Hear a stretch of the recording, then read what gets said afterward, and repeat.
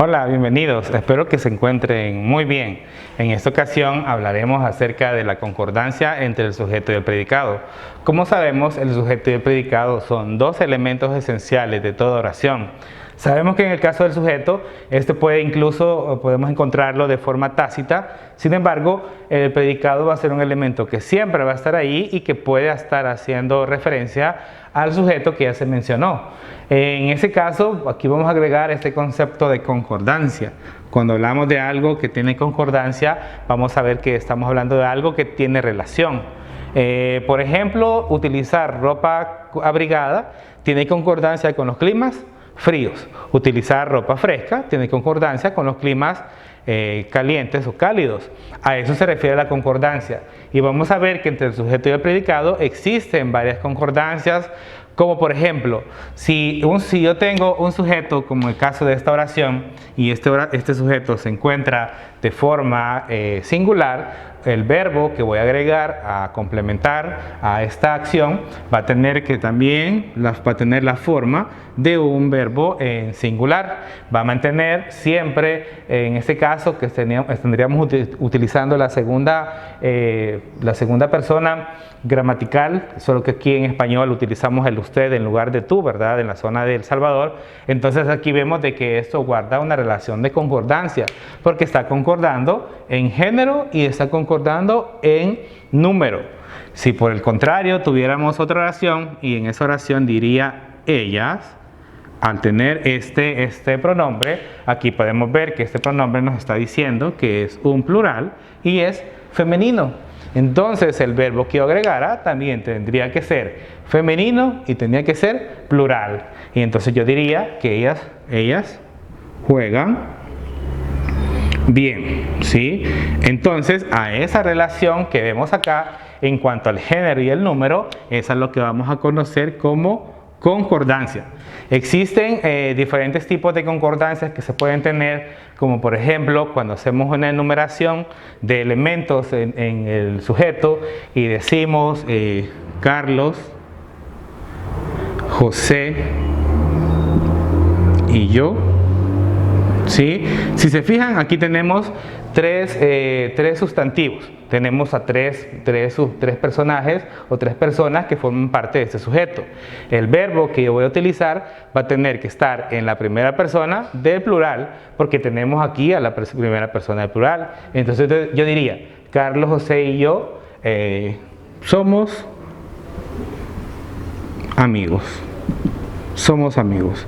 Y si se fijan, este verbo coincide con el número, en ese caso con la persona gramatical de la primera persona, solo que sería en plural porque tenemos tres elementos que forman parte de ese sujeto. Entonces, estos son algunos de los casos que podemos encontrar en cuanto a la relación de concordancia que va a tener el sujeto y el predicado. Pero como les decía, en cuanto al sujeto, van a haber algunas ocasiones que el sujeto no vamos a tenerlo de manera expresa, o sea, no va a estar presente directamente en las oraciones, y a esos casos es lo que conocemos como un sujeto tácito. Algo que está tácito es algo que yo puedo entenderlo sin necesidad que me lo expliquen o que me lo digan. Por ejemplo, si yo salgo a la calle y veo que el cielo está nublado y estamos por estas fechas, yo voy a decir, es tácito que es probable que llueva. Entonces lo más lógico sería de que yo llevara un paraguas. Eso sería algo que yo puedo entender de manera tácita. O por ejemplo, si mi familia va a ir de fin de semana a la playa, es tácito que yo tengo que ir o estoy invitado a esa reunión. Entonces, esos son elementos tácitos. Y dentro de una oración, cuando nosotros hablamos de un sujeto tácito, es porque yo puedo identificar a ese sujeto del que se está hablando gracias al verbo que tenemos aquí presente. Por ejemplo, en esta primera oración dice, cuentas con mi apoyo. Si se fijan, aquí tenemos un sujeto tácito que se refiere a la segunda persona. ¿Por qué? Porque sería el tú cuentas con mi apoyo. Entonces aquí tenemos un sujeto tácito que sería la segunda persona y que yo lo identifico gracias a esta terminación as que se refiere a la segunda persona del singular. En el segundo ejemplo dice, fueron muy afortunados. ¿Quiénes fueron muy afortunados?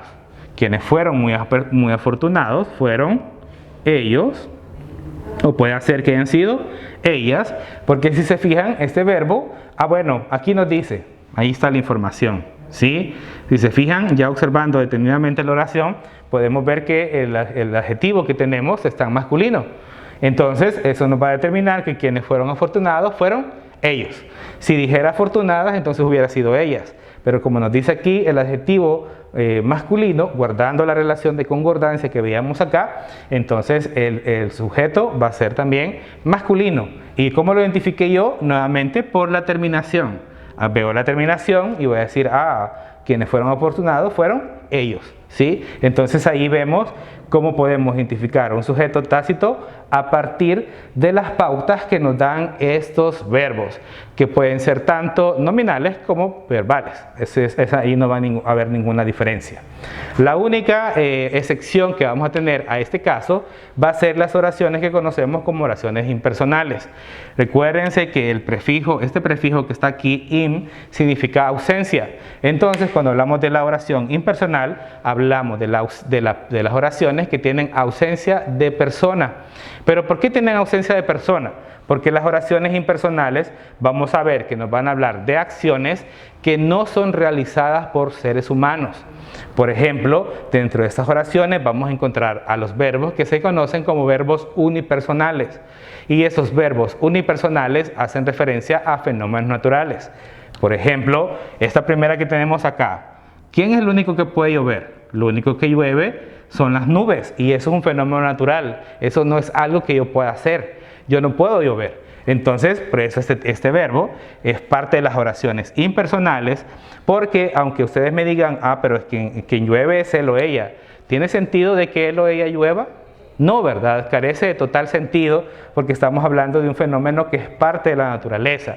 Entonces, por eso estas oraciones se llaman impersonales, porque no hacen referencia a una persona gramatical, aunque se encuentren conjugados en la tercera persona del singular, pero hacen referencia a un fenómeno natural. Llovió toda la noche, primer ejemplo. Segundo ejemplo, dice, hay relámpagos en el cielo. ¿Podríamos identificar a un sujeto en esa oración?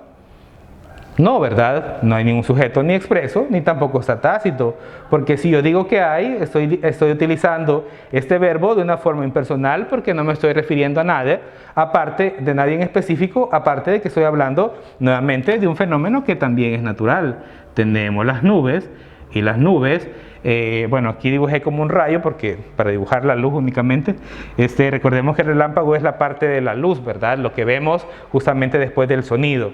Entonces aquí vemos dos ejemplos de oraciones que se refieren a la impersonal, que ya veíamos que son diferentes al sujeto tácito, porque en el tácito, en el verbo yo identifico a la persona gramatical a la que me refiero, y aquí no la identifico, no porque no exista, sino que porque no tiene sentido de que estas acciones sean realizadas por una persona gramatical. ¿Alguien puede nevar? No. No puede, ¿verdad? Entonces, nevar también es otro verbo impersonal porque una acción que no podemos realizar nosotros como seres humanos. Recuerden que pueden ver este video las veces que sean necesarias hasta que todo les quede claro. Recuerden hacer sus anotaciones, formular sus preguntas para que en una próxima ocasión todas estas puedan ser resueltas. Muchas gracias por su atención.